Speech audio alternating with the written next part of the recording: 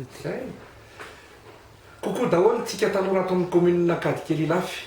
irotsaka be tanàna isika amin'ny anaran'ny tsy miankina misy na hoe miaraka sika Kadikely Ilafy mitondra ny numéro 6 manana mpanolontsaina koa isika mitondra ny numéro 2 izay tarihan'ny tale teo aloha efa nisotro ronono lalao Aimé mitondra ny numéro 2 arak'izany manana vinam-piarahamonina ahafahana mampivoatra ny tanora isika vinam-piarahamonina atsika amin'izany ny hoe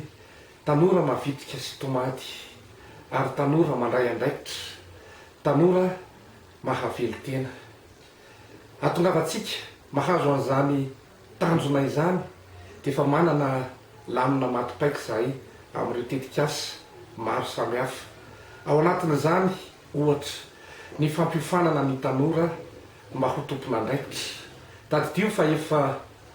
mpampiofana tamin'ny prospéré sy formaprode ny tenanay amin'izany hoe fananganana orinasa eny amin'ny tontolo ambanivohitra izany ka afaka manaparitaka an'izany ho antsika tanora azo omena maimaimpona ho antsika tanora ny atao hoe kolotsaina fandrarana ary ihany koa ny fananganana orinasa majinika eny amin'ny tontolo ambanivohitra tadidio fa ny fananganana orinasa ihany no vaholana ho amin'ny fanitrana ho antsika tanora.